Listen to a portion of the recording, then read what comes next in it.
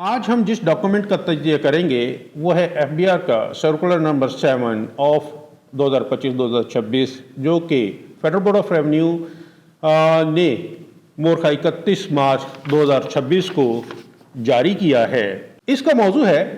Clarification regarding applicability of withholding tax under section 236C in respect of persons covered under section 7F of the income tax ordinance 2001, यानी section 7F के तहत आने वाले builders और developers के लिए with holding tax under section 236C का इतलाक कैसे होगा। इस पर एक अहम और बाइंडिंग क्लैरिफिकेशन आ गई है। इस सर्कुलर की लीगल बोर्ड समझने के लिए हमें इनकम टैक्स ऑर्डिनेंस के दो अहम सेक्शंस को समझना होगा, क्योंकि यही वो बुनियाद है जिस पर ये पूरा रिलीफ खड़ा है। पहला है सेक्शन 7F। ये वो स्पेशल टैक्स रजीम है जो पाकिस्तान में मखसूस बिल्डर्स और डेवलपर्स के लिए बनाया गया है, जिसके तहत इनकी इनकम इनके ग्रॉस रिसीप्ट के एक मुकर्ररा फीसद के तौर पर तय की जाती है। यानी ये एक fixed simplified turnover based tax है जिसमें ना अखराजात की डिडक्शन है ना नुकसान का एडजस्टमेंट है, बस एक फाइनल टैक्स है जो अदा किया और मामला ख़त्म। दूसरा है सेक्शन 236C। ये वो विदहोल्डिंग टैक्स है जो इमूवेबल प्रॉपर्टी की फ़रोख्त के वक्त सेलर से वसूल किया जाता है और आम हालात में ये कैपिटल गेन टैक्स के ख़िलाफ़ एडजस्टमेंट होती है। लेकिन सेक्शन 7F के तहत काम करने वाले बिल्डर्स और डेवलपर्स के लिए ये एक एडजस्टमेंट मुमकिन नहीं था, क्योंकि इनका मुनाफा इनकम फ्रॉम बिजनेस के तहत आता है, ना कि कैपिटल गेन के तहत, और इस वजह से सेक्शन 236C की डिडक्शन इन पर एक अजाफी लिक्विडिटी बर्डन बन जाती थी, ख़ास तौर पर जब इनकी कोई टैक्सेबल इनकम भी ना हो। अब आते हैं इस सर्कुलर के मरकज़ी लीगल क्लैरिफिकेशन की तरफ, और इन्हें बहुत तवज्जो से सुनिए, क्योंकि यही वो नुकात हैं जो आपके टैक्स लायबिलिटी पर बराह रास्त असर डालते हैं। पहली क्लैरिफिकेशन ये है कि वो बिल्डर और डेवलपर जिन्होंने सेक्शन 7F के तहत अपनी टैक्स लायबिलिटी पूरी कर ली और जिनकी कोई और इनकम नहीं है जिसके खिलाफ सेक्शन 236C का टैक्स एडजस्ट किया जा सके, वो सेक्शन 236C के तहत एडवांस टैक्स की वसूली से एग्जम्पशन मांग सकते हैं। दूसरी क्लैरिफिकेशन ये है कि इस एग्जम्पशन के लिए मुतल्लिका कमिश्नर इनलैंड रेवेन्यू के पास सेक्शन 159 के तहत बाकायदा एप्लीकेशन देनी होगी, और इस एप्लीकेशन की बुनियाद पर कमिश्नर एक एग्जम्पशन सर्टिफिकेट जारी करेगा जो ये ऑथराइज करेगा कि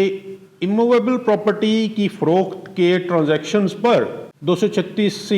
का टैक्स कलेक्ट ना किया जाए। तीसरी और आखिरी क्लैरिफिकेशन ये है कि कमिश्नर इनलैंड रेवेन्यू को हदायत की गई है कि वो ऐसी एप्लीकेशंस को केस टू केस बेसिस पर जांचें, और ये यकीनी बनाते हुए कि एप्लीकेंट ने एग्जम्पशन के तमाम कंडीशंस पूरी की हैं और लॉ के मुताबिक फैसला करें। और इस पर मजीद ये कि एग्जम्पशन सर्टिफिकेट जारी करने के लिए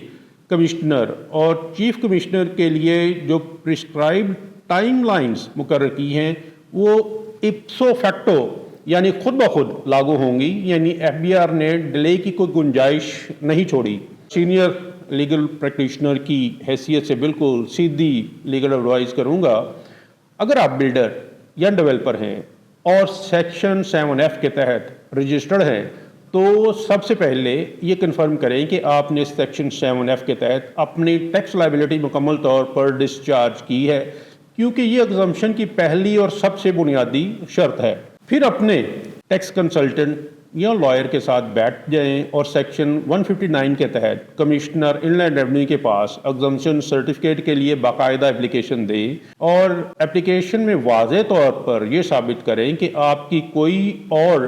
टैक्सेबल इनकम नहीं जिसके खिलाफ सेक्शन 236C का टैक्स एडजस्ट हो सके। अगर आप एडवोकेट या टैक्स लॉयर हैं तो अपने बिल्डर और डेवलपर क्लाइंट्स को अभी से ही प्रोएक्टिवली एडवाइस करें कि सेक्शन 7F और सेक्शन 236C और सेक्शन 159 को एक साथ पढ़ें और ایگزمپشن اپلیکیشن کا پراپر ڈرافٹ تیار کریں، کیونکہ ایک بیڈلی ڈرافٹڈ اپلیکیشن کمشنر کے پاس رد ہو سکتی ہے اور آپ کے کلائنٹ کا ریلیف جو ہے وہ ضائع ہو سکتا ہے۔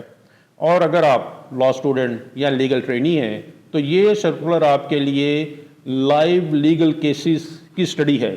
یہ سمجھے کہ اسپیشل ٹیکس رجیم اور general withholding tax provisions کے درمیان کانفلکٹ کیسے پیدا ہوتا ہے اور ایف بی آر کس طرح سرکولر کے ذریعے اس کانفلکٹ کو ریزالو کرتا ہے۔